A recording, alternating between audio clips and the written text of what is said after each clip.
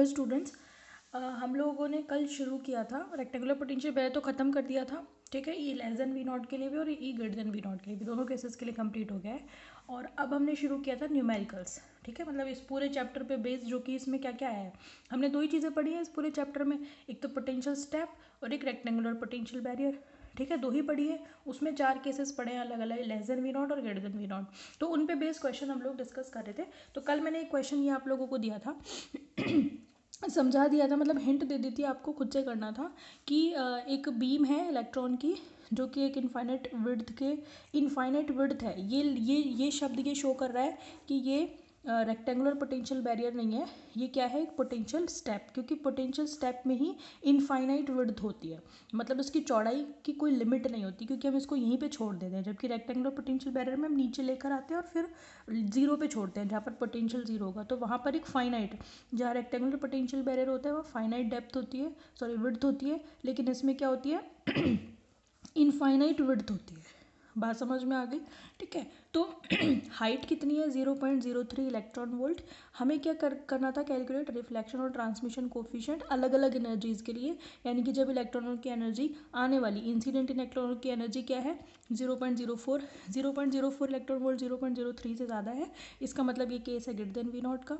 यहाँ पे 0.025 है, मतलब that is less than V naught, और यहाँ पे इक्वल है, यानी कि इक्वल वी नॉट। ठीक है इसमें हमने क्या कहा था कि हमें निकालना है रिफ्लेक्शन और ट्रांसमिशन कोफिशिएंट। तो मैंने कहा था कि आपको ये फॉर्मूले क्या करना है, अप्लाई करना है। अब ये फॉर्मूले कहाँ से आए, कैसे आए, ये सब मैं जो टॉपिक है पर्टिकुलर उसमें मैं वहाँ पे डिस्क्राइब कर चुकी हूँ। ठीक है, ठीक है, तो आपको यहाँ पे ये जो पर्टिकुलर फॉर्मूला है आर और टी का, इसमें आपको अप्लाई करना है। वी नॉट दे रखा है, ई दे रखा है, मैं सॉल्व कर देती हूँ, आप लोग आंसर मैच कर लेना। ठीक है, तो सबसे पहले तो फॉर फर्स्ट केस कौन सा है, यानी कि जब पार्टिकल की एनर्जी ई कितनी है ई है आपकी 0.04 इलेक्ट्रॉन वोल्ट। तो सबसे पहले हम आर निकालेंगे, कौन सा फॉर्मूला आपका अप्लाई करेंगे, 1 minus under root 1 minus V naught upon E, और नीचे 1 plus under root 1 minus V naught upon E. ठीक है, और इसका होल स्क्वायर, तो 1 minus under root 1 minus V naught कितना है, वी नॉट हमें दे रखा है 0.03 इलेक्ट्रॉन वोल्ट में ही है। नीचे आप एनर्जी रखोगे वो भी इलेक्ट्रॉन वोल्ट में, तो दोनों इलेक्ट्रॉन वोल्ट कैंसिल हो गए, और नीचे क्या आएगा 1 plus under root 1 minus V naught upon E 0.03 0.04 और इसका स्क्वायर। ठीक है, कैलकुलेट कर लो, यहाँ पे ये पॉइंट से पॉइंट कैंसिल हो जाएगा, 1 माइनस 3/4 1/4 आएगा, तो 1/4 का रूट कितना हो गया 1/2, तो ऊपर तो बचेगा हाफ, और नीचे कितना बचेगा, नीचे 3/2 हो जाएगा क्योंकि प्लस है।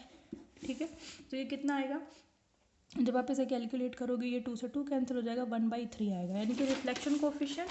सिंपल कैलकुलेशन है, ऐसा कुछ खास कैलकुलेशन नहीं थी।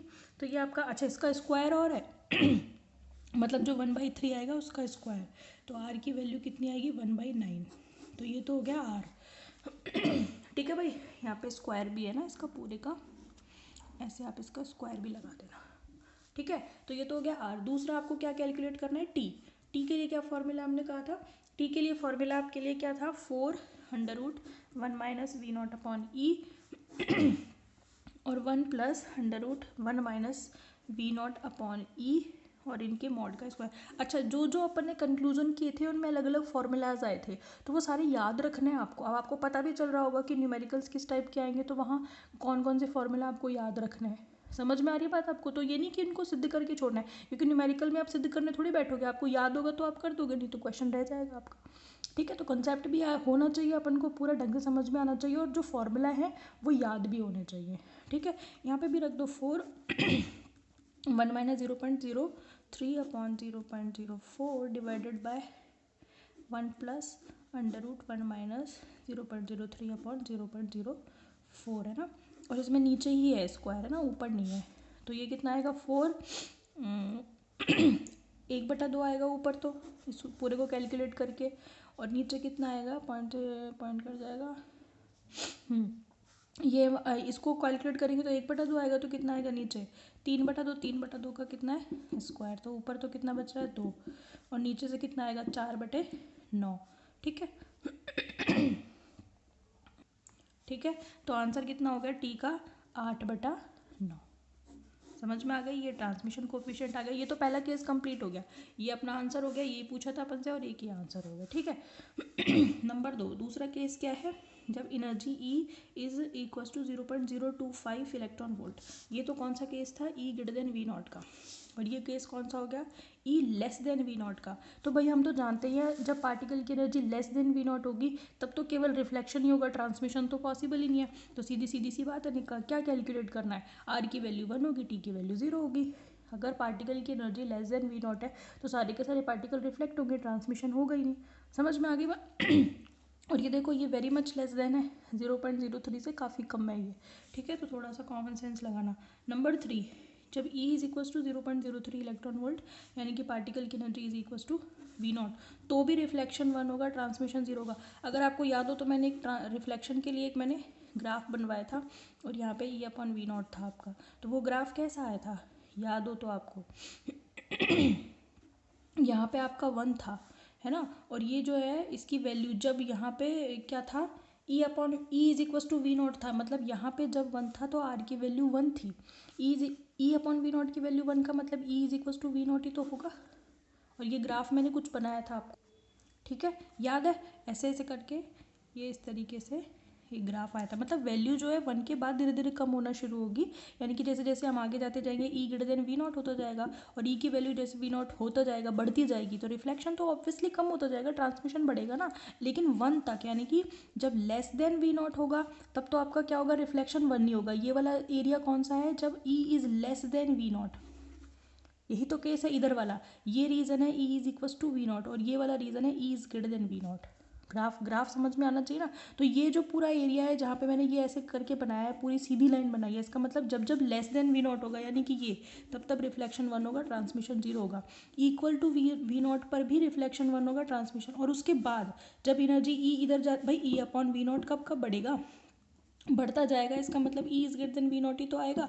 और इस वाले एरिया में जैसे जैसे एनर्जी वी नॉट से बढ़ती जाएगी वैसे वैसे रिफ्लेक्शन कम होता जाएगा। तो ग्राफ में सब कुछ समाया हुआ है।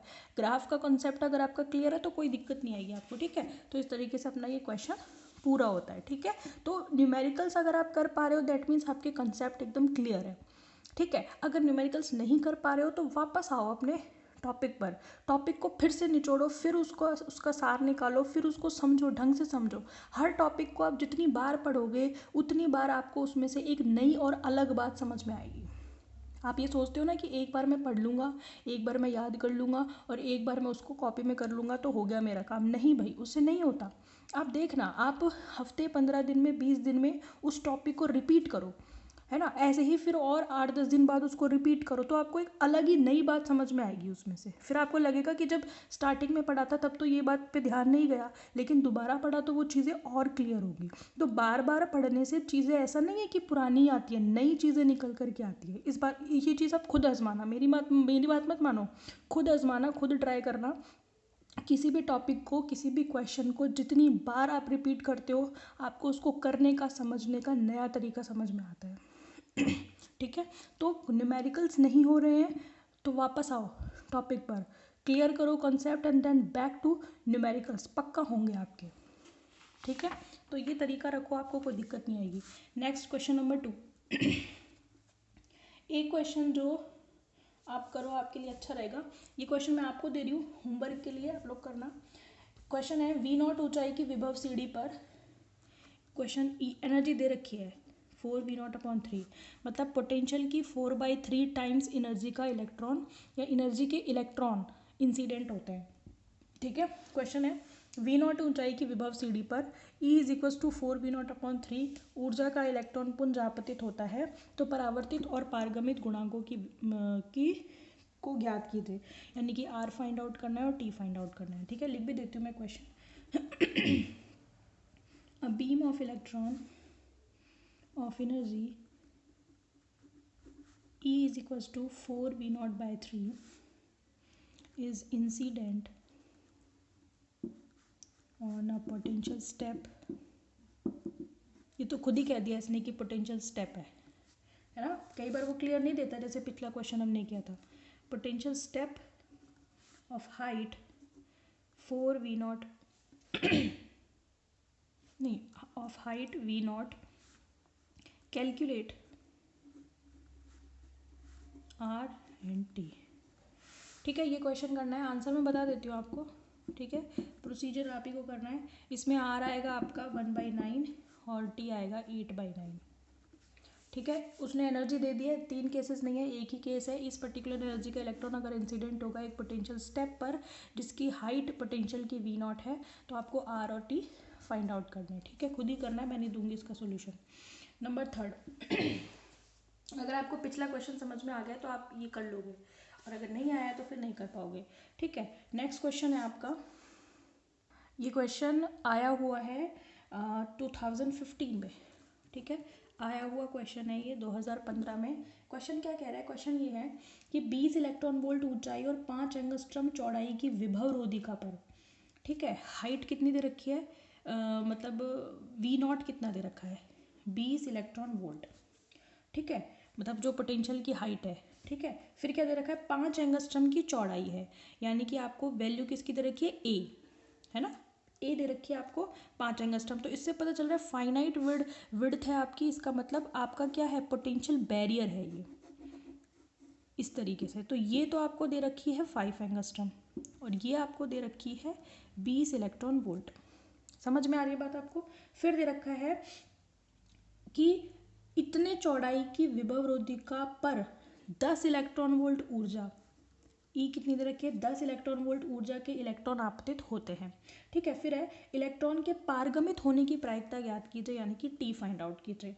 ठीक है, और इसने कुछ डेटा दे रखा है, इलेक्ट्रॉन का मास दे रखा है जो कि आप जानते हो already, 9.1 × 10⁻³ electron volt, sorry kilogram, और एच भी आप जानते हो 1.054। तो उसकी मर्जी है वो ये डेटा दे ना दे, हालांकि जनरली दे देते हैं, बट फिर भी आपको तो पता ही है ऑलरेडी। और एक आपको दे रखी है साइन हाइपरबोलिक 8 की वैल्यू दे रखी है 1490। तो ये इसमें कहीं काम आएगा, तो उसने इंपॉर्टेंट तो यही है, ये 2 चीज़ तो हम जानते हैं ऑलरेडी। क्वेश्चन समझ में आया, मैं लिख नहीं रही हूँ, बोल रही हूँ इंग्लिश में भी। Electrons of energy 10 electron volt are incident on a potential barrier of width 5 angstrom and height of 20 electron volt. Find the probability of transmission of electrons. ठीक है, यानी कि आपको टी फाइंड आउट करना है, जिसके लिए गिवन डेटा ये है। समझ में आ गई आपको, हिंदी वालों को भी समझ में आ गई, डायग्राम से समझ में आ रहा होगा। तो आपको टी फाइंड आउट करना है, टी की प्रोबेबिलिटी फाइंड आउट करनी है। अच्छा, यहाँ पे आपको दिख रहा होगा कि ई इज़ लेस देन V0 का केस है, क्योंकि एनर्जी आने वाले इलेक्ट्रॉन्स की एनर्जी कितनी है, 10 इलेक्ट्रॉन वोल्ट, और हाइट कितनी है, 20 इलेक्ट्रॉन वोल्ट। तो आपको पता लगाना है कि ट्रांसमिशन की प्रोबेबिलिटी कितनी आएगी। इतना तो समझ में आ गया होगा आपको कि ट्रांसमिशन की प्रोबेबिलिटी बहुत कम आने वाली है। ठीक है, हमने इसके लिए एक फॉर्मूला निकाल रखा है, टी, ई लेस देन V0 का केस है, तो इसके लिए जो टी है वो कितनी होती है, टी का हमने निकाला था बी लेस देन V0 के लिए साइन हाइपरबोलिक स्क्वायर अल्फा ए अपॉन 4e V0 माइनस ई, याद है। ठीक है, का इन्वर्स ये हमने निकाल रखा है। ठीक है, निकाल रखा है हमने। अब इसमें क्या क्या है हमारे पास V0 है, ई है, ठीक है, हमारे पास ए है, लेकिन ये अल्फा ए क्या बला है, अल्फा कैसे निकालें। तो कोई दिक्कत नहीं है भाई, हमने अल्फा के लिए एक फॉर्मूला पढ़ रखा है, कितना, 2m अंडर रूट, अच्छा अंडर रूट तो यहाँ भी आएगा, V0 माइनस ई, क्योंकि ई लेस देन V0 का केस है, और नीचे क्या लिखते हैं हम, एच कट स्क्वायर, याद है, होता है। तो मुझे तो अल्फा कैसे निकालूँ अब मैं यहाँ पे, हाँ निकाल सकते हो, यहाँ पे भी आपको m पता है, V0 पता है, ई पता है, आप डायरेक्ट कैलकुलेट कर सकते हो, लेकिन उससे कैलकुलेशन बढ़ जाएगी। इससे अच्छा आप क्या करो कि आप अल्फा ए कैलकुलेट कर लो, मैं यहाँ पे बता देती हूँ। Since alpha is equals to under root 2m V0 minus E upon h cut square. आप देखो सिंपली आप अल्फा कैलकुलेट कर सकते हो, यहाँ रख सकते हो, फिर ए से मल्टीप्लाई कर सकते हो, फिर कैलकुलेट कर सकते हो, कोई दिक्कत नहीं है। लेकिन आप क्या करो, अल्फा ए फाइंड आउट कर लो, उससे क्या होगा कि आपको यहीं पे अल्फा ए कैलकुलेट हो जाएगा, बस आपको इसको ए से मल्टीप्लाई करना है। समझ में आ गई। फिर ये जो वैल्यू आ जाए उसको यहाँ रखो, ठीक है, सारी चीज़ों को कैलकुलेट करो, आंसर आ जाएगा। बस थोड़ा सा कैलकुलेटिव पार्ट है, ठीक है, बाकी सिंपल फॉर्मूला है। तो ऐसे फॉर्मूला बेस्ड क्वेश्चन ही आते हैं आपके, ज़्यादा डिफिकल्ट क्वेश्चन नहीं आते हैं। तो जिन जिन न्यूमेरिकल्स में डायरेक्ट फॉर्मूला अप्लाई कर रखा है वो तो एक भी मत छोड़ो, कर लो, चाहे मैं कराऊँ चाहे नहीं कराऊँ, आप खुद अपने विवेक से कीजिए। आपके पास बुक है, नहीं समझ में आता आप मेरे से पूछ लो, कोई दिक्कत नहीं है। लेकिन जो फॉर्मूला बेस्ड क्वेश्चन है जिनमें डायरेक्ट फॉर्मूलाज अप्लाई हो रहे हैं वो एक भी मत छोड़ो। समझ में आ गई। क्वेश्चन को समझो, सिर्फ क्वेश्चन का फॉर्मूला मत रटो, क्योंकि फॉर्मूला अप्लाई तब करोगे ना जब क्वेश्चन समझ में आएगा। अगर आपको समझ में ही नहीं आ रहा कि वो कौन से केस के लिए पूछ रहा है, कौन सी चीज़ पूछ रहा है, ट्रांसमिशन प्रोबेबिलिटी पूछ रहा है कि रिफ्लेक्शन पूछ रहा है, रेक्टेंगुलर के लिए पूछ रहा है कि पोटेंशियल स्टेप के लिए पूछ रहा है, यही नहीं पता तो करोगे कैसे। तो पहला जोर होना चाहिए क्वेश्चन समझने पे एंड देन फॉर्मूला याद करने पे, फिर उससे पहले कंसेप्ट पे, फिर फॉर्मूला याद करने पे। समझ में आ गई। कैलकुलेट कर लेना। आंसर है इसका 4.5 इंटू 10⁻⁻7 और इसका टी का आंसर है ये। टी की कोई यूनिट नहीं होती है, ठीक है।